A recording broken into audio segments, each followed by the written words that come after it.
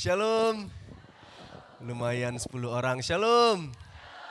Senang sekali bisa berjumpa dengan ibu-ibu. Apa kabar ibu-ibu? Ini pertama kalinya saya bisa melayani di tempat ini, pernah melalui Zoom ya. Terima kasih Kalisda dan semua tim kepemimpinan buat kepercayaan diberikan. Nama saya Raya Rasmana Ginting, saya datang bersama dengan istri saya Rahel Caroline Repi. Boleh bangkit berdiri sayang?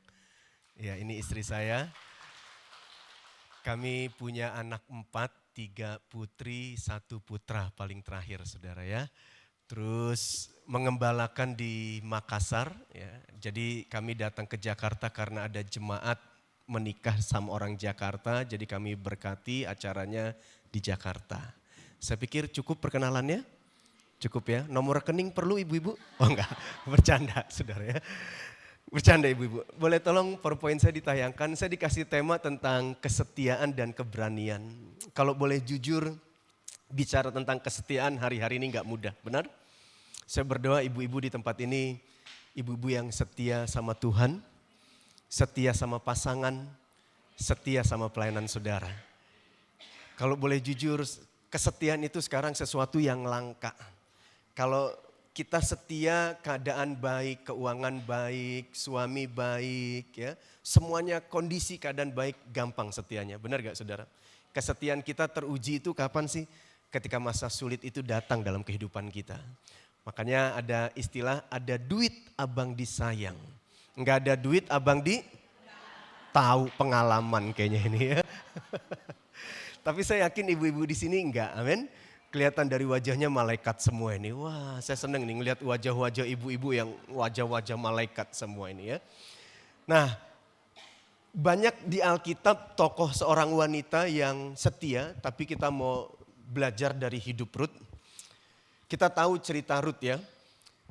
Rut punya mertua namanya Naomi. Naomi dari Bethlehem ya. Bangsanya sedang mengalami krisis. Lalu Naomi suaminya dan kedua anaknya pergi ke Moab. Nah sampai di Moab kedua putranya menikah dengan Orpah dan juga dengan Naomi. Nah singkat cerita suaminya Naomi meninggal. Nah terus dia anaknya nikah dengan Orpah dan juga dengan Naomi. Kedua anak yang laki juga meninggal. Terus Naomi bilang sama kedua menantunya, anakku semua udah meninggal, ya. Aku mau balik ke negeriku dan aku dengar di negeriku keadaannya sudah mulai baik. Kalian pulanglah ke negeri kalian masing-masing, ke keluarga kalian masing-masing, ya. Terus Orpa dia pulang, tapi apa yang Rut katakan kepada Naomi? Nah ini keren nih yang Rut katakan. Rut 1 ayat 16 sampai 17, tetapi kata Rut, janganlah desak aku meninggalkan engkau dan pulang dengan tidak mengikuti engkau. Sebab kemana engkau pergi, ke situ jugalah aku pergi. Dan di mana engkau bermalam, di situ jugalah aku bermalam. Bangsamulah bangsaku dan Allahmulah Allahku. Di mana engkau mati, aku pun mati di sana. Dan di sanalah aku dikuburkan. Beginilah kiranya Tuhan menghukum aku. Bahkan lebih daripada itu, jikalau sesuatu apapun memisahkan aku dari engkau selain daripada maut. Waduh, ibu-ibu ya saya mau tanya, kalau punya menantu kayak begini bangganya minta ampun gak saudara? Hah? Dan ibu tahu kondisinya Naomi udah krisis, gak punya apa-apa. Kalau Naomi masih kaya, hartanya masih banyak, gampang gak Ruth bilang gitu sama Naomi? Naomi, kemana engkau pergi? Aku juga pasti pergi. Aku gak akan meninggalkan kau. Apalagi di masa tuamu kau hanya sendiri. Gak akan aku meninggalkan kau. Kalau hartanya banyak gampang gak ngomong gitu? Halo? Gampang. Punya mertua yang kaya. Setianya gampang gak sama anaknya? Gampang. Setianya gampang gak sama mertuanya? Gampang. Tapi kondisi kayak begini. Ini Naomi udah gak punya apa-apa, udah kolaps, suaminya meninggal, kedua anaknya meninggal, hartanya udah habis, gak punya apa-apa saudara. Tapi lihat kesetiaannya Rut teruji. Saya berdoa ibu-ibu di tempat ini, kau teruji dalam hal kesetiaan. Amin. Ini Rut ini menantu, waduh menantu idaman, menantu idola. Saya berdoa kalau ada menantu-menantu di tempat ini, saudara jadi menantu idaman. Kalau orang Makassar bilang menantu andalang, saudara. Bukan andalan tapi andalang. Ya. Coba tanya sebelah, menantu andalang enggak, tanya. Menantu andalang itu apa, saudara? Dia loyal, dia setia. Bukan cuman waktu senang, bukan cuman waktu suka, bukan cuman waktu kaya. Amin. Waduh, ngelihat ibu-ibu sekarang miris. Waktu suaminya banyak uang, dia begitu setia. Suaminya ngalami krisis, dia tinggalkan. Saya berdoa, apapun terjadi dalam rumah tanggamu, jangan pernah tinggalkan suamimu. Amin. Apapun yang terjadi dalam hal keuanganmu, ekonomimu, jangan pernah tinggalkan suamimu. Dan terlebih, jangan pernah tinggalkan Tuhan. Amin. Ada orang kan kalau lagi senang ketara banget ikut Tuhannya. Setia, loyal. Kenapa? Semua lagi diberkati, kesehatannya baik. Tapi waktu masa susah, mulai kecewa sama Tuhan. Tinggalin Tuhan, tinggal pelayanan. Atau kebalikannya. Ada orang kalau lagi masalah, banyak masalah lagi susah, saudaraku ketara banget. Rajin doa, ikut ini, ikut itu, bener gak? Ada tuh, saya punya ada jemaat. Pokoknya kalau lagi susah nih orang ketara banget. Setiap doa dia ikut semua acara di gereja. Pasti ada masalah nih, bener ada masalah. Masalahnya selesai, sakitnya sembuh, udah mulai hilang. Nah, ibu tahu pengalaman juga kayaknya. Oh enggak, saudara. Nah, saya berdoa, suka duka sekali Yesus tetap Yesus. Apapun yang terjadi dalam hidup kita, kita setia sama Yesus. Kalau mau tepuk tangan gratis, nggak bayar, saudara. Dan yakinilah ibu-ibu, kesetiaan kita nggak akan pernah sia-sia. Kesetiaan kita pasti ada buahnya. Nah, Ruth dia setia ikut mertuanya Naomi ke Bethlehem. Ingat sekali lagi, Naomi nggak punya apa-apa. Nah, waktu dia ke Bethlehem, Ruth bekerja. Benar, saudaraku? Kesetiaan itu bukan hanya diam aja. Saudara, ya saya setia Pak sama suami saya. Tapi saudara udah gak produktif. Dalam arti saudara udah mati rasa, tawar hati. Ya daripada cerai, ya udahlah Pak, setia aja. Kasihan nasib anak-anak. Nah, setia itu gak seperti itu. Cuman sekedar bertahan. Saudara, banyak rumah tangga hari-hari ini sekedar bertahan, tapi sudah tidak ada kebahagiaan. Kami pernah layani konseling suami istri. Pernikahannya mungkin jauh lebih lama dari kami. Terus suaminya bilang gini sama saya, suami ini pelayan Tuhan loh saudara. Dia bilang gini, Pak kalau boleh jujur ya, kalau kami bertahan sampai saat ini suami istri, kalau boleh jujur, hanya karena Alkitab tidak izinkan perceraian. Kalau seandainya Alkitab izinkan perceraian, kami sudah lama pisah Pak. Kami sudah lama cerai. Nah dari situ saya ambil kesimpulan bahwa pernikahan keluarga itu bukan hanya sekedar berapa lamanya. Saudara menikmatinya gak? Saudara bahagia gak? Amin. Setia itu bukan hanya sekedar bertahan, tapi produktif menghasilkan. Saudara lakukan sesuatu, saudara menikmatinya. Amin. Gak ada amin ya nih, amin. Amin. Saudara bahagia dengan pernikahan saudara? Aminnya ragu nih. Ibu coba saya mau tanya ya, jawab dalam hati aja, jangan langsung jawab. Seandainya nih Tuhan izinkan ibu muda kembali, lahir kembali nih. Lahir kembali, remaja kembali, muda kembali. Saya mau tanya Bu, saya mau tanya. Kira-kira ibu masih mau nikah gak sama ibu, suami ibu yang sekarang? Wih langsung jujur jawab enggak. Hah? Masih mau nikah sama suami ibu yang sekarang? Halo. Hah? Sekarang coba saya tanya. Kira-kira kalau saya tanya sama suami ibu jawab apa Bu? Sama juga. Orang jujur disayang Tuhan. Orang yang disayang Tuhan mati masuk surga, amin. Nah Ruth bekerja, dia bekerja di ladang. Nah ketika dia kerja dia ketemu Boas. Boas cinta Tuhan, benar? Dia bukan cuma cinta Tuhan. Dia itu takut Tuhan terus diberkati Tuhan. Pengusaha sukses. Bukan cuma kaya, bukan cuma sukses, tapi cinta Tuhan. Makanya Bu jangan cuma cari menantu yang kaya aja. Cari yang cinta Tuhan. Amin? Amin. Kan ibu-ibu sekarang lu nikah sama dia lu mau makan apa? Lu mau makan pasir juga mahal sekarang. Berkat datangnya dari Tuhan. Yang pertama cinta Tuhan. Amin. Cari menantu itu yang biasa-biasa aja.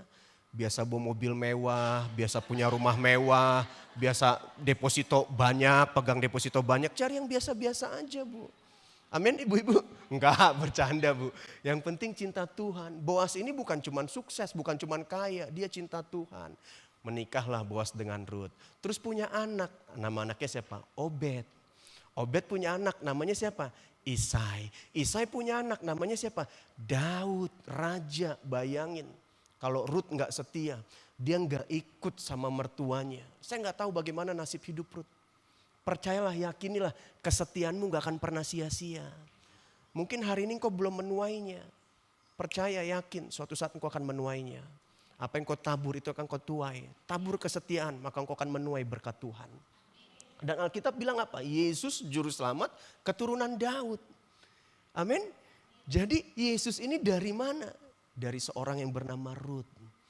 Secara jasmani loh ya Bapak Ibu ya. Secara jasmani. Ruth itu siapa? Ruth yang setia sama mertuanya.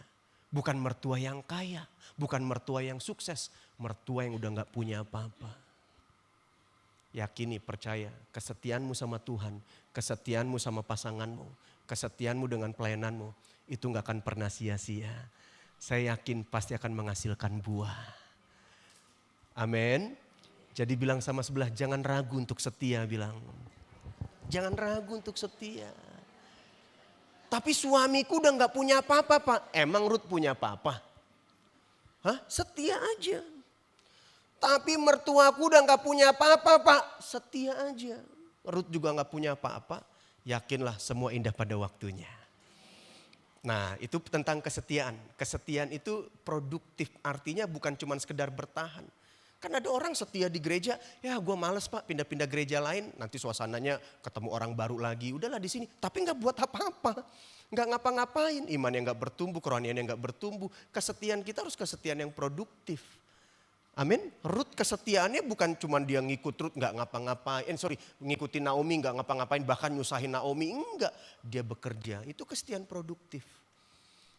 Amin. Saudara gak cuma sekedar cukup setia bertahan ya daripada cerai, malu sama tetangga, malu sama keluarga besar, kasihan sama nasib anak. Tapi produktif. Kau berbahagia menghasilkan buah. Amin. Nah itu tentang kesetiaan, keberanian. Kita belajar dari siapa? Coba klik. Esther. Ya. Ada pejabat waktu itu bernamanya Haman. Pejabat ini Haman mau bunuh semua orang Yahudi, bangsanya Esther. Nah Mordekai tahu niat jahatnya si Haman ini. Lalu Mordekai lapor ke Esther. Ya kan? Bahwa Haman ini punya niat jahat untuk membunuh semua bangsa kita. Esther sebenarnya punya pilihan untuk cari aman karena dia sudah ratu. Dia gak mungkin dibunuh walaupun dia orang Yahudi. Tapi apa yang Esther lakukan? Saudara lihat keberaniannya Esther.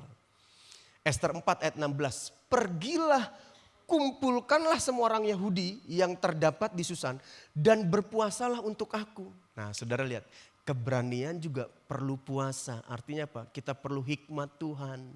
Kita perlu berdoa. Ada orang kelihatannya berani tapi gak berhikmat. Iman sama nekat itu beda tipis. Banyak orang atas dasar iman sebenarnya nekat, gak berhikmat. Nah Esther dia punya keberanian. Tapi keberanian disertai apa? Puasa, doa. Amin. Sebelum dia melangkah sesuatu, mengambil tindakan, mengambil keputusan, dia berdoa dulu. Dia suruh orang berpuasa dulu. Jadi kalau ibu-ibu lagi galau, lagi bingung mau ngambil keputusan, jangan cuma modal nekat. Jangan cuma modal berani. Kita perlu hikmat Tuhan. Kita perlu doa. Amin. Amin. Ada yang lagi gegana di sini? Tahu gegana? Gelisah, galau, merana. Wah. Atau yang lagi bete, ada bete? Butuh tati tayang? Kita perlu puasa, nggak cukup cuman modal nekat berani. Esther apa? Dia berpuasa, suruh orang semua berpuasa untuk aku. Janganlah makan dan janganlah minum 3 hari lamanya. Oh 3 hari lu saudara. Nggak main-main, baik waktu malam, baik waktu siang. Aku serta dayang-dayangku pun akan berpuasa demikian. Esther juga berpuasa sebelum mengambil tindakan, sebelum bertindak. Nggak cukup cuman modal keberanian. Kita perlu hikmat, kita perlu berdoa.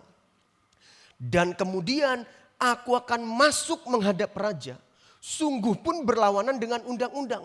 Kalau terpaksa aku mati, biarlah aku mati. Kenapa Esther menghadap raja harus mati? Karena waktu itu ada undang-undang. Enggak sembarang orang bisa menghadap raja. hanya orang-orang yang dipanggil raja baru bisa menghadap. Nah kalau dia nekat, dia berani menghadap raja, nggak dipanggil raja, lalu raja nggak terima, raja nggak mau ketemu, hukumannya apa? Hukuman mati.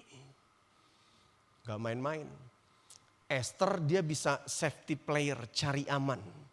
Wah ini urusannya nyawa nih, sementara posisi saya udah nyaman, jabatan saya udah ratu. Esther ada pilihan untuk dia nyaman. Tapi Esther dia berani menghadap raja untuk bangsanya saudaraku. Tapi ingat Esther gak cukup cuman berani. Tapi Esther apa yang dia lakukan terlebih dahulu? Puasa, berdoa.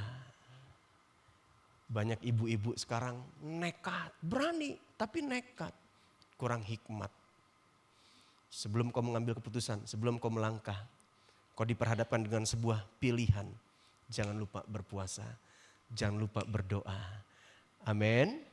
Amin. Kita perlu hikmat. Esther taruhannya nyawa. Aku menghadap raja, ada undang-undang. Setiap orang yang menghadap raja kalau tidak dipanggil raja, raja tidak berkenan, mati hukumannya. Tapi puji Tuhan, raja berkenan menghadap Esther. Dan Esther enggak mati. Dan singkat cerita apa? Justru yang dihukum mati siapa? Haman. Bangsanya Esther semua diselamatkan. Kalau engkau mau rumah tanggamu diselamatkan, ekonomimu diselamatkan, imanmu diselamatkan, kita perlu keberanian. Tapi ingat, berani gak cukup, kita perlu doa, kita perlu puasa, kita perlu hikmat dari Tuhan. Saya boleh dapat amin? Jemaat. Oh jemaat. Nah sekarang itu tadi di Alkitab, Ruth sama Esther. Sekarang untuk kita apa? Kita perlu berani apa? Kan sekarang udah nggak ada raja menghadap raja. Nah kita perlu keberanian dan perlu kesetiaan apa dalam kehidupan kita? Ya sekarang poin yang pertama. Tadi saya belum khotbah loh Bu, tadi masih intro, ini baru khotbah beneran Bu ya. Yang pertama, kita perlu kesetiaan dan keberanian mengandalkan Tuhan dalam hidup kita. Bapak Ibu setuju dengan, Bapak Ibu lagi. Ibu-ibu setuju dengan saya untuk kita mengandalkan Tuhan itu perlu keberanian loh. Benar. Selama ini kau sudah nyaman dengan menantumu yang kaya. Jangan-jangan kau udah gak mengandalkan Tuhan lagi. Selama ini kau udah nyaman dengan omsetmu, income-mu yang besar setiap bulanan itu. Jangan-jangan kau udah gak mengandalkan Tuhan lagi. Untuk mengandalkan Tuhan kita perlu keberanian. Nanti kita belajar. Yeremia 17 ayat 5-8. Beginilah firman Tuhan, terkutuklah orang yang mengandalkan manusia. Yang mengandalkan kekuatannya sendiri. Dan yang hatinya menjauh daripada Tuhan, ia akan seperti semak bulus di padang belantara. Ia tidak akan mengalami datangnya keadaan baik. Orang yang mengandalkan manusia hidupnya terkutuk. Mengandalkan manusia itu apa? Mengandalkan mertua yang kaya, menantu yang kaya, sahabat yang punya relasi, teman yang punya jabatan tinggi. Itu mengandalkan manusia, udah gak mengandalkan Tuhan. Nah mungkin saudara berkata, Pak saya gak pernah mengandalkan manusia. Saya mengandalkan mertua saya apa? Orang mertua saya aja susah. Ngandalin suami apa? Suami saya hidupnya susah. Menantu saya aja hidupnya pas-pasan, bahkan mereka minta-minta sama saya. Mungkin engkau gak mengandalkan manusia. Tapi jangan-jangan engkau mengandalkan kekuatanmu sendiri. Yang mengerti katakan amin. Engkau gak mengandalkan manusia. Karena memang mungkin gak ada yang bisa engkau andalkan dalam hidupmu. Tapi jangan-jangan engkau mulai mengandalkan kekuatanmu sendiri. Nah ada juga dua-duanya. Ini sebenarnya ayat ini satu paket. Saya kasih contoh ya, saya kasih contoh. Saudara sedang mengalami masa sulit, masa sukar dalam hidup saudara. Lalu saudara mulai mengandalkan manusia. Seringkali kan kalau boleh jujur ibu-ibu ya, seringkali kita jadikan Tuhan itu alternatif terakhir dalam hidup kita. Benar gak? Kita udah minta tolong ke sana sini, gak ada orang mau bantu kita, udah gak orang mau tolong kita, gak ada orang yang pinjemin uang sama kita. Baru kita nangis-nangis datang sama Tuhan. Benar gak saudara? Benar? Halo, seringkali kan kita jadikan Tuhan alternatif terakhir dalam hidup kita kan. Sebenarnya Tuhan bukan hanya alternatif utama. Tidak ada pilihan lain selain kita datang sama Tuhan. Benar gak saudara? Nah seringkali ketika masalah datang kita mulai mengandalkan manusia.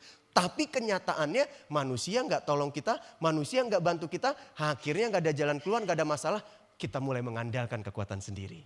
Nah ketika kita mengandalkan kekuatan sendiri, masalah kita gak selesai juga. Terus kita mulai apa? Kecewa sama banyak orang, kecewa sama diri sendiri, Kecewa sama Tuhan. Tuhan gak jawab doa saya, Tuhan gak dengar doa saya, Tuhan gak selesaikan masalah saya. Akhirnya apa? Hati kita jauh dari Tuhan. Ketika kita mulai jauh dari Tuhan, keadaan kita mulai tidak baik. Yang mengerti katakan amin. Nah saya ulangi ya, pertama ketika menghadapi masalah apa? Mengandalkan manusia. Tapi manusia gak tolong. Mulai mengandalkan kekuatan sendiri. Gue mau buktiin gue juga bisa tanpa bantuan mereka. Mereka semua udah lupa sama gue, mereka sombong-sombong. Mengandalkan kekuatan sendiri. Nah ketika mengandalkan kekuatan sendiri, masalah gak selesai. Kecewa sama Tuhan, kecewa sama diri sendiri, kecewa sama banyak orang lain. Hatinya mulai jauh dari Tuhan. Ini kan Alkitab bilang kan, ketika hati jauh dari Tuhan, keadaannya mulai tidak baik. Dengar baik, dengar hari ini. Kalau rumah tanggamu lagi gak baik-baik hari ini, ekonomimu, keuanganmu, imanmu, dengar. Jangan-jangan kau mulai jauh dari Tuhan. Kenapa engkau mulai jauh dari Tuhan? Jangan-jangan kau mulai mengandalkan kekuatanmu sendiri atau engkau mulai mengandalkan manusia. Tapi saya suka kata selanjutnya bilang gini. Diberkatilah orang yang mengandalkan. Diberkatilah orang yang mengandalkan. Ibu-ibu mau hidup ibu-ibu diberkati Tuhan? Nah, apa itu mengandalkan Tuhan, Pak? Kata selanjutnya apa? Yang menaruh harapannya pada Tuhan. Jadi kalau saudara mau hidup saudara diberkati Tuhan, andalkan Tuhan dalam hidupmu. Apa itu mengandalkan Tuhan? Menaruh harapannya kepada Tuhan. Pertanyaannya hari ini, di mana engkau letakkan harapanmu? Kepada siapa engkau letakkan pengharapanmu? Kepada menantumu yang kaya? Kepada suamimu yang kaya? Kepada depositomu? Kepada jabatanmu? Kepada perusahaanmu? Letakkan pengharapanmu hanya kepada Tuhan. Cuman 3 orang yang bilang amin. Amin. Kalau mau tahu iman kedewasaan seseorang itu bagaimana saudaraku? Gampang. Kalau mau tahu kedewasaan iman seseorang gampang. Lihat aja di mana dia letakkan pengharapannya. Lihat aja kepada siapa dia letakkan pengharapannya. Letakkan pengharapanmu hanya kepada Tuhan. Pak, masa saya nggak boleh kalau saya minta sama menantu saya? Masa enggak boleh kalau mertua saya kasih uang sama saya? Enggak apa-apa. Tapi taruh harapanmu hanya kepada Tuhan. Amin. Taruh harapanmu hanya kepada Tuhan. Jangan mengandalkan manusia. Terus klik next. Ia akan seperti pohon yang ditanam di tepi air, yang merambatkan akar-akarnya ke tepi batang air, dan yang tidak mengalami datangnya panas terik, yang daunnya tetap hijau. Nah, saya suka kata selanjutnya. Coba ibu-ibu baca sama saya. Yang tidak khawatir dalam tahun kering dan yang tidak berhenti menghasilkan buah. Ibu-ibu setuju dengan saya? Mau orang cinta Tuhan gak cinta Tuhan, mau takut Tuhan gak takut Tuhan, mau sungguh-sungguh, mau orang beriman gak beriman, mau pendeta bukan pendeta, tahun kering bisa datang dalam hidupnya. Setuju? Masa-masa sulit bisa datang dalam hidupnya. Setuju? Masalah bisa datang dalam hidupnya. Benar saudaraku? Oh iya, mau cinta Tuhan gak cinta Tuhan, tahun kering bisa datang. Musim kehidupan itu berlaku buat semua orang. Mau pendeta bukan pendeta, mau cinta Tuhan gak cinta Tuhan, mau rajin doa gak rajin doa. Benar? Lalu bedanya di mana Pak? Bedanya orang yang dekat sama Tuhan, orang yang mengandalkan Tuhan, ketika tahun kering datang dalam hidupnya, dia tidak khawatir. Cuman 3 orang yang bilang amin. Amin. Kalau ibu-ibu mau tahu selama ini kau mengandalkan Tuhan atau enggak. Pak, saya bingung saya mengandalkan Tuhan atau enggak ya dalam hidup saya. Gampang. Ketika masa sulit datang, masa sukar datang, tahun kering datang dalam hidupmu. Engkau khawatir gak? Kalau engkau khawatir, jangan-jangan kau sudah gak mengandalkan Tuhan lagi. Kau mulai mengandalkan kekuatanmu sendiri. Karena Alkitab bilang orang yang mengandalkan Tuhan ketika tahun kering datang dalam hidupnya, dia tidak khawatir. Amin. Markus 5 ayat 25 sampai 29. Adalah di situ seorang perempuan yang sudah 12 tahun lamanya menderita pendarahan. Berapa tahun ibu-ibu? 12 tahun. Saya nggak tahu ada yang pernah sakit pendarahan nggak di sini. Saudara bayangkan sakitnya itu seperti apa. Dan 12 tahun menderita. Alkitab bilang menderita saudaraku. Ia telah berulang-ulang diobati oleh berbagai tabib. Dia datangin semua tabib, semua dokter. Udah ke KL, ke Singapura, mungkin udah ke Eropa. Semua dokter udah didatangin ini. Semua tabib udah didatangin. Sehingga telah dihabiskan semua yang ada padanya. Uangnya semua udah habis, hartanya semua udah habis untuk berobat. Warisan mertua habis. Gajinya suami, bahkan pensiunannya suami, semua juga sudah habis untuk berobat. Terus klik next. Klik. Namun sama sekali tidak ada faedahnya. Malah sebaliknya keadaannya makin memburuk. Kasihan ya. Kalau orang Makassar bilang kodong. Kasihan kodong. 12 tahun sakit pendarahan kodong. Harta sudah habis lenyap kodong. Tapi gak sembuh-sembuh kodong. Malah keadaannya semakin memburuk, kasihan. Kasihan saudara, 12 tahun, harta habis lenyap. Keadaannya semakin memburuk, bukan sembuh. Dia sudah mendengar berita-berita tentang Yesus. Maka di tengah-tengah orang banyak itu yang mendekati Yesus dari belakang. Dan menjamah jubahnya. Sebab katanya, coba baca sama-sama. Asal ku jamah saja jubahnya, aku akan sembuh. Seketika itu juga berhentilah pendarahannya. Dan ia merasa bahwa badannya sudah sembuh dari penyakitnya. Dengar ibu-ibu, mungkin ada beberapa ibu-ibu di tempat ini. Mungkin kau gak sakit pendarahan, tapi situasi keadaanmu sama persis dengan wanita yang sakit 12 pendarahan ini. Keadaanmu bukan semakin baik, semakin memburuk. Hartamu udah habis lenyap, rumah tanggamu udah ditanduk perceraian. Dengar, ini waktu momen paling tepat untuk kau berjumpa dengan Yesus. Enggak ada aminnya nih. Amin. Wanita ini udah datangi semua dokter. Mungkin kau udah datangi semua banyak orang. Kau sudah minta tolong ke sana sini. Keadaanmu bahkan semakin memburuk. Ini momen, ini waktu yang paling tepat. Engkau untuk datang kepada Yesus, berjumpa dengan Yesus. Dia ingin sembuhkan kau, dia ingin pulihkan kau. Seperti wanita yang disembuhkan Yesus 12 tahun pendarahan. Saya mau tanya. Sampai berapa lama ibu-ibu mau bertahan? Hah? Serahkan semuanya kepada Tuhan. Andalkan Tuhan. Jangan andal kekuatanmu sendiri. Coba tanya sebelah, gak capek apa gini-gini terus bilang. Coba tanya sebelah, gak capek apa gini-gini terus? Hah? Ribut terus suami istri, gak capek apa? Minta-minta sana sini terus, gak capek apa saudara? Hah? Ini waktu paling tepat engkau datang sama Tuhan. Tuhan mau ubahkan hidupmu. Amin. Dan itu perlu keberanian. Untuk kita serahkan sepenuhnya sama Tuhan. Filipi 4 ayat 13. Coba kita baca sama-sama. Segala perkara dapat kutanggung di dalam mertuaku yang kaya. Oh bukan bu. Bukan di dalam mertuaku yang kaya.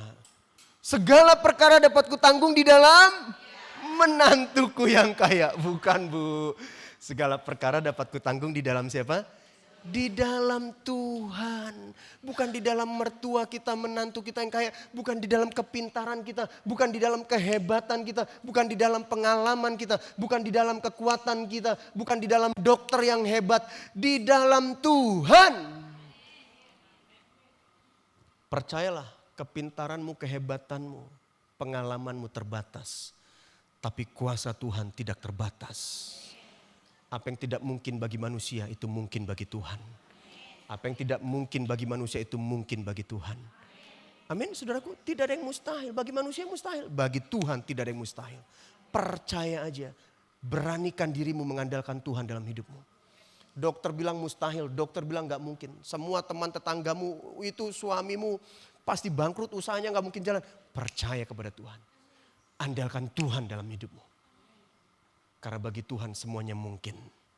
Jangan kau khawatir. Filipi 4 ayat 6 kan bilang apa? Janganlah hendaknya kamu khawatir tentang apapun juga. Tapi nyatakanlah segala permohonanmu dalam doa dan ucapan syukur. Ibu-ibu setuju dengan saya bahwa khawatir bukan solusi. Yang setuju katakan amin. Ibu-ibu setuju dengan saya bahwa khawatir bukan jalan keluar. Yang setuju katakan amin. Ibu-ibu setuju dengan saya bahwa khawatir tidak membuat keadaan jauh lebih baik. Yang setuju katakan amin. Kalau ibu-ibu setuju dengan saya bahwa khawatir bukan solusi, khawatir bukan jalan keluar, khawatir tidak membuat keadaan jauh lebih baik. Pertanyaannya, kenapa kita masih khawatir? Angkat tangan tinggi-tinggi semua. Angkat tangan tinggi-tinggi semua. Terus tepuk dahinya bilang, sadar.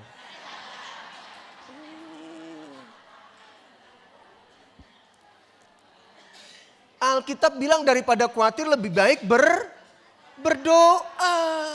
Nah kita ini banyak khawatirnya daripada doanya. Benar gak saudara? Suami belum pulang telat 5 menit 10 menit udah khawatir. Kemana nih suamiku kok belum pulang ya? Lagi sama siapa nih? Lagi di mana nih khawatir? Suami kemanapun pergi diteropong dikeker. Suamiku punya simpenan gak ya? Siapa nih simpenan ini? Dokter atau kuntilanak nih? Waduh. Daripada khawatir lebih baik berdoa. Cuman khawatir tapi suaminya gak pernah didoain. Anakku kok belum pulang ya? Cemas. Anakku di mana ya? Khawatir. Tapi gak pernah didoain anaknya. Serahkan sama Tuhan. Doa tanda kita mengandalkan Tuhan. Bukan berarti kita gak berbuat apa-apa. Ada bagian kita, ada bagiannya Tuhan. Jangan lakukan bagiannya Tuhan. Amin. Apa yang kau khawatirkan? Serahkan kepada Tuhan. Alkitab bilang, asal ada makanan pakaian cukuplah. Kesusahan hari ini cukup untuk hari ini. Gak usah khawatirkan hari esok. Ada kesusahannya sendiri. Asal ada makanan pakaian cukuplah. Datang kita gak bawa apa-apa, pulang gak bawa apa-apa. Datang telanjang, pulang. Jangan telanjang dong Bu, bahaya. Nanti ibadah penghiburan pendetanya gak konsen. Pakai baju. Amin. Datang gak bawa apa-apa, pulang gak bawa apa-apa. Ada di sini saudara atau pernah lihat kenal waktu ada bayi baru lahir. Udah pakai anting, kalung, cincin. Terus tetangganya bilang, hebat amat udah pakai anting, kalung, cincin. Iya Pak, anak orang kaya Pak. Enggak ada. Mau anak orang kaya, mau anak orang miskin datang telanjang pulang. Pakai baju, pintar ya. Pakai baju. Enggak bawa apa-apa. Apa yang kau khawatirkan? Apa yang kau takutkan? Hah? Jangan korbankan suamimu, anakmu, pelayananmu terlebih Tuhan.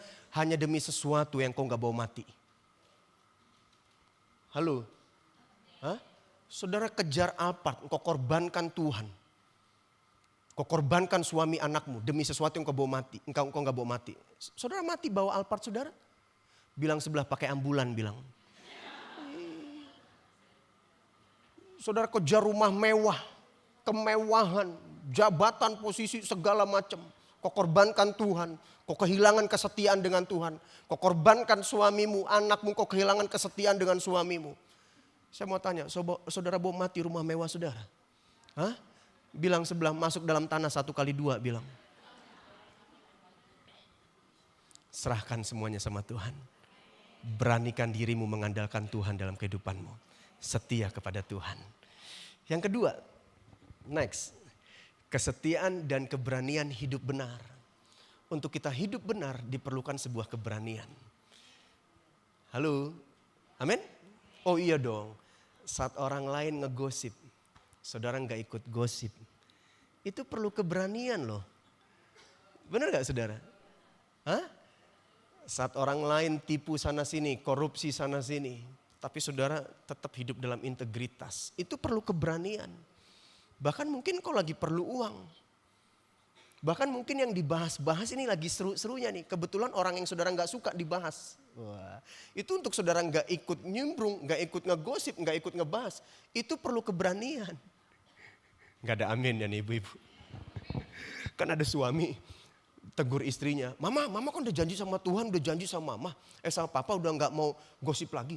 Kok tadi papa gosip lagi sih? Nah banyak orang untuk kita setia dan hidup dalam hidup benar, kita perlu hidup dalam kebenaran dan bukan kebenaran. Ya, hidup dalam kebenaran sama hidup dalam kebenaran itu beda.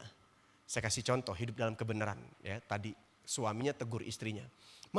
Mama kan udah janji sama Tuhan, udah janji sama papa gak mau gosip lagi. Kok mama gosip lagi? Sebenarnya mama udah gak mau gosip lagi. Kebenaran ada arisan. Nah ini kebenaran nih. Bukan hidup dalam kebenaran tapi hidup dalam kebenaran. Terus pas arisan kebenaran lagi pada ngomongin tetangga. Kebenaran yang diomongin mama kenal baik. Kebenaran yang pas diomongin yang mama pas gak suka banget sama tuh orang. Ya udah mama ikut. Nah ini orang hidup dalam apa? Kebenaran, bukan hidup dalam kebenaran. Orang yang punya keberanian hidup benar, dia hidup dalam kebenaran, bukan hidup dalam kebenaran. Nah banyak orang hidupnya hidup dalam kebenaran. Filosofinya filosofi air. Tahu filosofi air? Ngalir aja Pak. Hidup ini ngalir aja Pak. Pada ngegosip saya ikut gosip. Orang pindah gereja saya ikut pindah gereja. Orang kepahitan saya ikut kepahitan. Diajak judi ya saya main judi. Diajak minum ya saya minum. Diajak ke diskotik saya ke diskotik. Ngalir aja Pak. Persis kayak kuning-kuning di sungai ngalir saudara. Tahu kuning-kuning di sungai ngalir? Coba tanya sebelah, hidup kamu kayak kuning-kuning di sungai ngalir gak? Kalau saudara punya prinsip hidup filosofi mengalir, dengar baik, hidupmu gak akan pernah naik. Sementara janji Tuhan buat kita akan naik bukan turun. Air itu selalu ngalir ke bawah, gak ada air ngalir ke atas. Jangan hidup ngalir, jangan hidup dalam kebenaran, hiduplah dalam kebenaran. Matius 5:37, jika iya hendaklah kamu katakan, jika tidak hendaklah kamu katakan. Apa yang lebih daripada itu berasal dari untuk ngomong iya aja kita perlu keberanian loh. Saudara udah komitmen nih, udah bertobat. Temanmu ajak dosa. Kembali lagi ke masa lalu, untuk saudara menolaknya ngomong tidak, itu perlu keberanian. Untuk saudara ngomong iya jujur, itu perlu keberanian. Kalau iya katakan iya, tidak katakan tidak.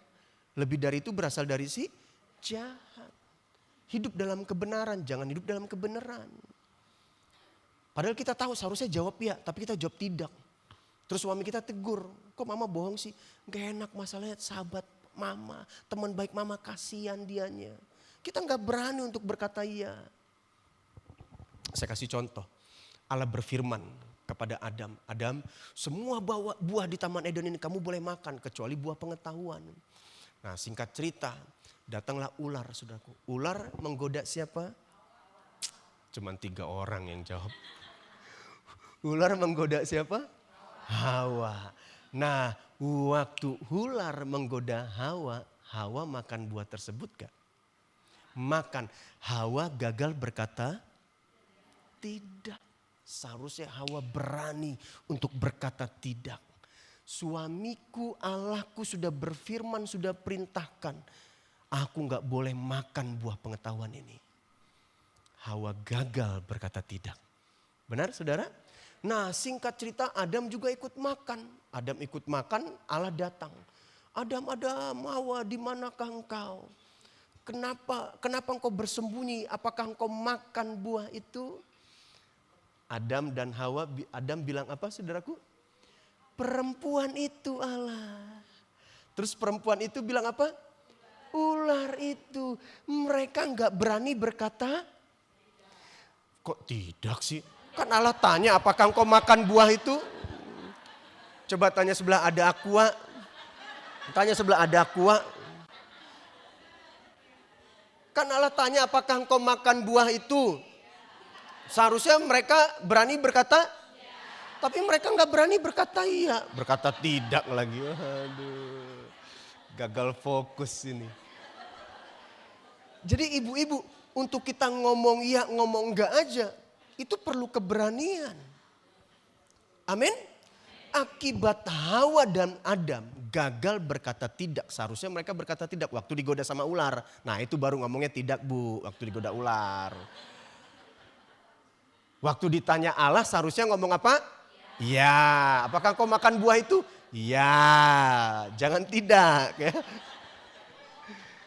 Tapi mereka gak berani berkata iya. Mereka takut. Mereka gak jujur. Seberapa banyak kita di tempat ini. Kita gak berani jujur. Kita gak berani berkata iya. Seharusnya kita berkata iya. Akibat Hawa gagal berkata tidak, gagal berkata iya.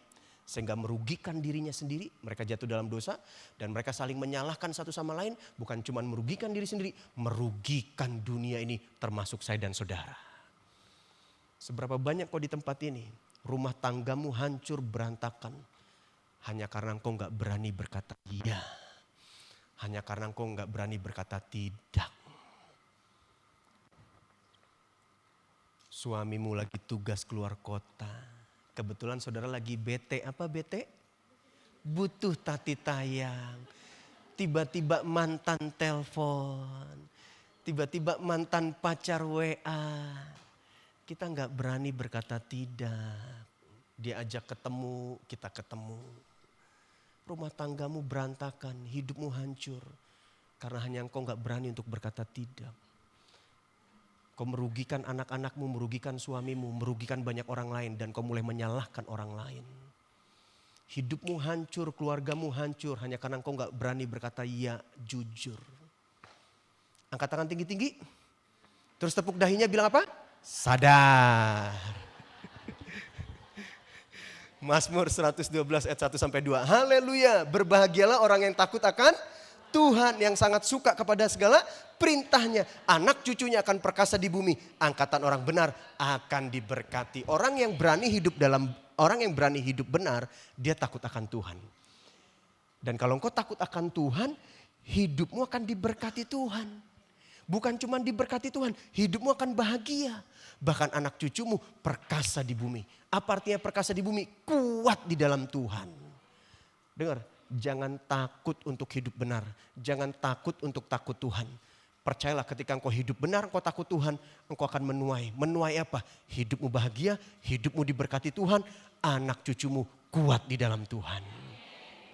Pertanyaannya sekarang, apa itu takut Tuhan, Pak? Menurut saya definisi takut akan Tuhan, ketika engkau ada kesempatan untuk berbuat dosa. Suamimu gak tahu, mertuamu gak tahu, pendetamu gak tahu. Engkau ada kesempatan untuk berbuat dosa, tapi engkau gak lakukan. Itulah takut akan Tuhan. Amin. Harus takut Tuhan, jangan takut manusia, jangan takut pendeta, takut Tuhan.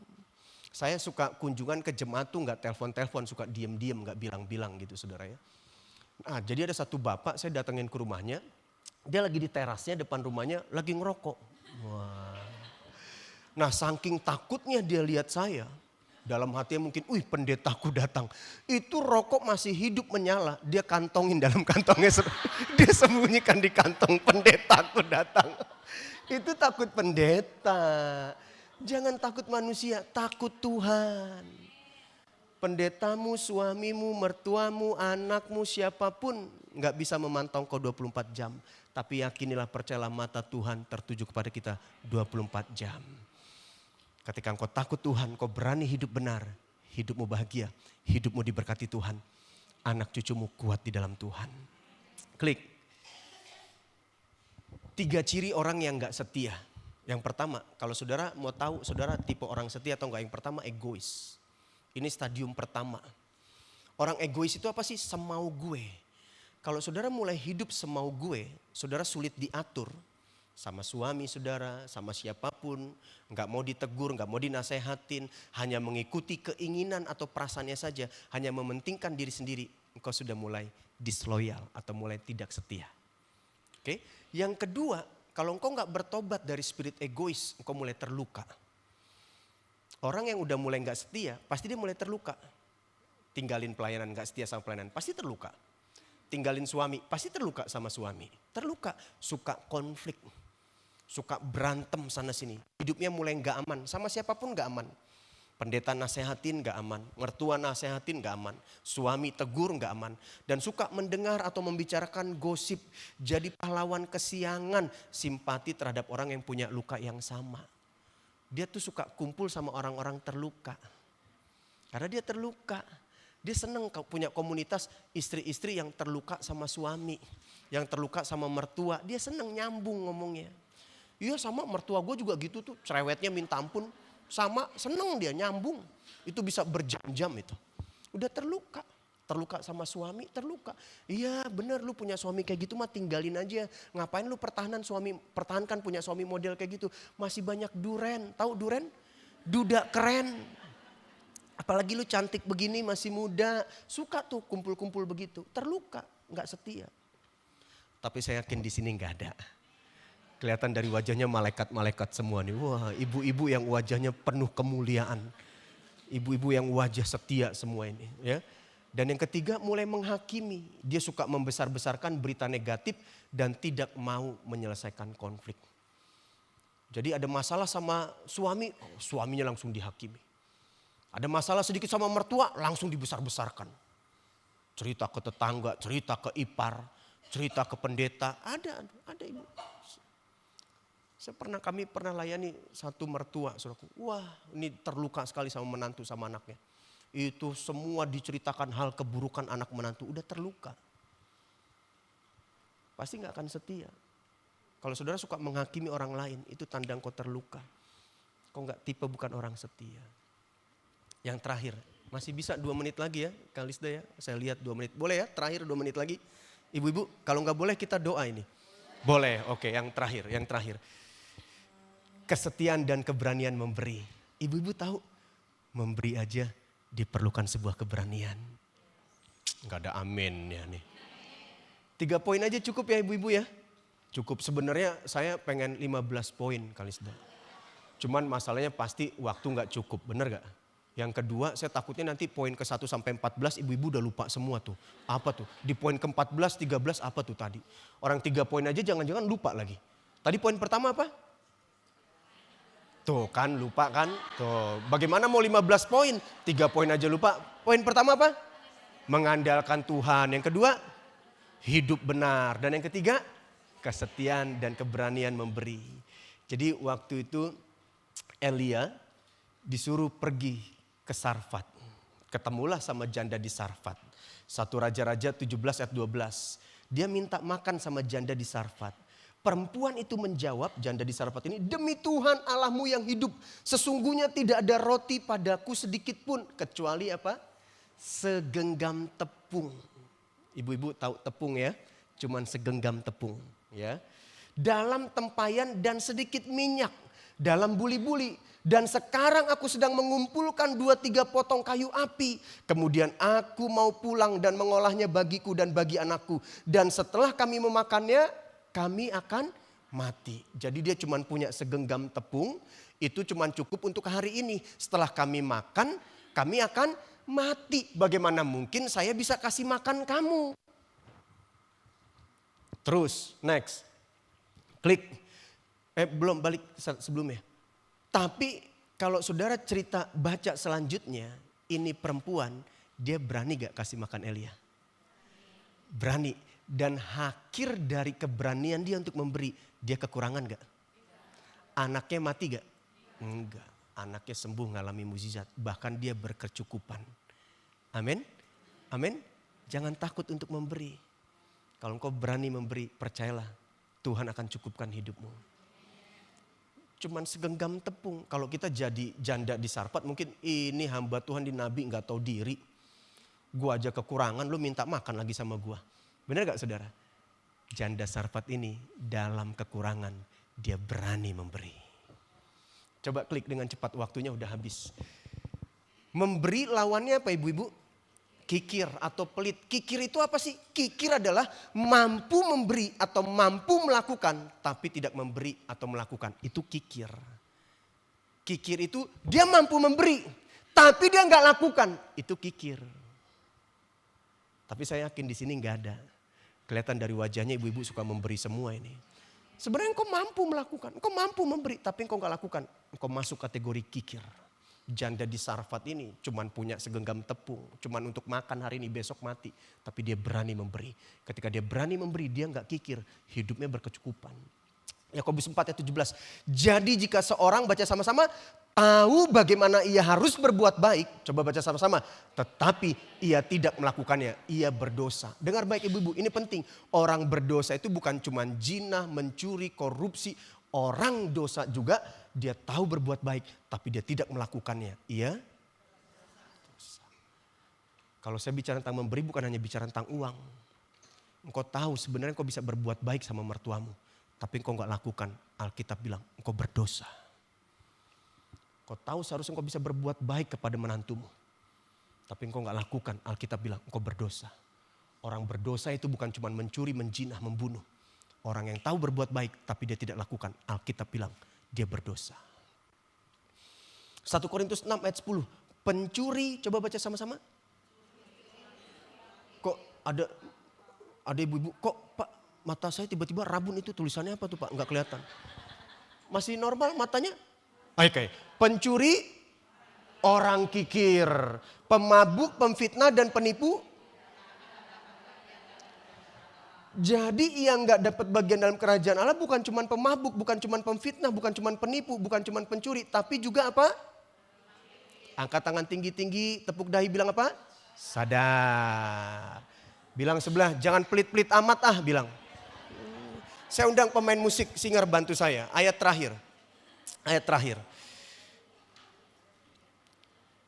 Bapak ibu lagi. Ibu-ibu setuju dengan saya, dalam hidup ini Tuhan gak selalu kasih roti sama kita. Ada kalanya, ada waktunya Tuhan kasih benih sama kita. Benar saudara? Roti untuk dimakan, kalau benih untuk diapa? Tabur, ditanam. Ibu makan mangga bu, terus sama tanya, bijinya ibu makan juga? Masuk rumah sakit nanti bu. Makan durian, bijinya dimakan juga? Enggak, di apa? Ditabur. Tuhan gak selalu kasih roti sama kita. Ada waktunya Tuhan kasih benih. Kalau engkau tahu ini benih, engkau harus tabur, jangan dimakan. Dan ketika engkau menabur, engkau akan menuai. Kami suami istri kalau dapat berkat, berdoa, Tuhan ini apa nih? Saya bilang sama istri saya, ini kayaknya benih. Kita harus tabur. Karena dalam hidup ini Tuhan gak selalu kasih kita roti. Ada waktunya Tuhan kasih kita benih untuk kita menabur. Tapi jangan takut untuk menabur. Beranilah untuk menabur. Karena ketika engkau berani untuk menabur, engkau akan menuai. Karena benih bukan untuk dimakan, benih untuk ditabur. Mari kita bangkit berdiri. Kita datang sama Tuhan. Terima kasih Bapa.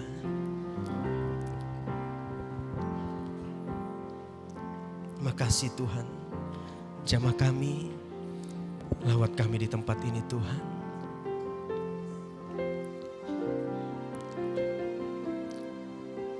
Ku kagumi caramu mencintaiku. Kau ada di cerita proses hidup. Dia tidak pernah meninggalkan kau. Dia tahu cerita hidupmu.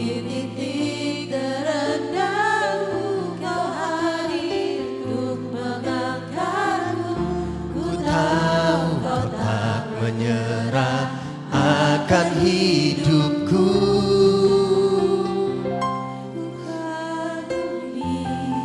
Tuhan ada di setiap proses hidupmu. Dia bukan cuma ada di proses hidupmu. Dia memberi kemenangan buat engkau. Dia memberi kekuatan buat engkau. Dia memberi kemenangan buat hidupmu. Dia beri jalan keluar buat engkau. Andalkan Tuhan dalam hidupmu.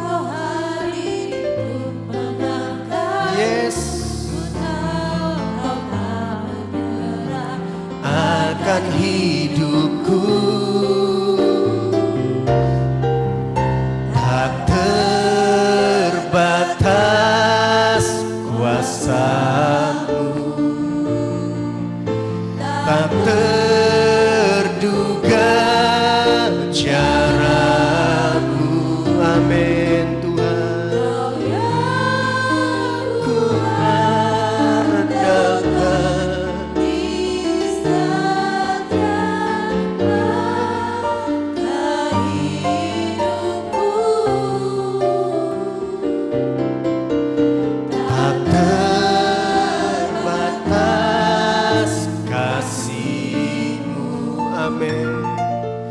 tak terduga jalanmu. Kau yang ku percaya di segala musim hidupku. Ibu-ibu, saya yakin Tuhan ada bersama kita hari ini. Dia tahu cerita hidupmu. Dia ada di setiap proses kehidupanmu, saudara. Dia bukan cuma ada. Dia ingin memberi kemenangan buat engkau. Dia berikan jalan keluar buat engkau. Beranilah mengandalkan Tuhan dalam hidupmu. Berani untuk menaruh harapanmu hanya kepada Tuhan. Orang yang mengandalkan Tuhan akan diberkati. Orang yang mengandalkan Tuhan tidak akan dipermalukan. Berani hidup benar. Berani untuk jadi berkat berani untuk berbuat baik, berani untuk memberi, berani untuk menolong. Yakinilah apa yang kau tabur itu akan kau tuai. Hari ini saya mau tantang ibu-ibu di tempat ini. Dengar, Tuhan mau ubah cerita kehidupanmu. Seberapa banyak saudara di tempat ini engkau berkata, Tuhan, aku mau mengandalkan Engkau dalam hidupku. Aku mau menaruh harapanku hanya padamu saja Tuhan. Aku mau hidup benar. Dan aku mau hidupku jadi berkat buat banyak orang lain. Kalau engkau orangnya taruh tanganmu di dadamu saudara. Saya mau berdoa buat saudara. Kalau selama ini engkau kompromi dengan dosa. Selama ini engkau jatuh bangun sama dosa. Selama ini engkau mengandalkan kekuatanmu. Kau mengandalkan manusia. Kita minta ampun di hadapan Tuhan. Ampuni aku Tuhan. Ampuni aku Tuhan. Ya, Tuhan sedang menjamah engkau hari ini. Dia sedang menjamah engkau hari ini. Dia ingin beri kekuatan yang baru buat engkau. Jamah kami Tuhan. Katakan Tuhan, aku gak mampu tanpa engkau. Kasih karuniamu cukup bagi kami Tuhan. Biar kasih karuniamu memampukan kami. Hamba berdoa buat ibu-ibu di tempat ini Tuhan. Pintu-pintu yang tertutup Tuhan bukakan di dalam nama Yesus. Ibu-ibu di tempat ini, ibu-ibu yang hidup dalam kebenaran, ibu-ibu yang mengandalkan Tuhan, yang takut akan Tuhan. Mujizatmu, kuasamu dinyatakan di dalam nama Yesus. Hidup kami gak sama lagi, keluarga kami gak sama lagi, usaha pekerjaan bisnis kami gak sama lagi. Hidup kami diberkati Tuhan, ditolong Tuhan, disertai Tuhan. Karena kami mengandalkan Tuhan dalam kehidupan kami. Ibu-ibu mari angkat kedua belah tanganmu, tanda kita berserah kepada Tuhan. Percayalah ketika kita angkat tangan, maka Tuhan akan turun tangan saudara.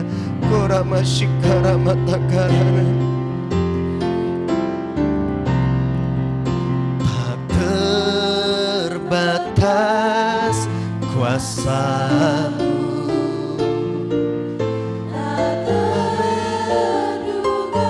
jadikan ini imanmu saudaraku. Amin, amin. Kau yang ku andalkan di setiap langkah hidupku. Tak terbatas kasih-Mu. Terima kasih Bapa. Terima kasih Tuhan. Kami terima kekuatan yang berasal dari Tuhan hari ini.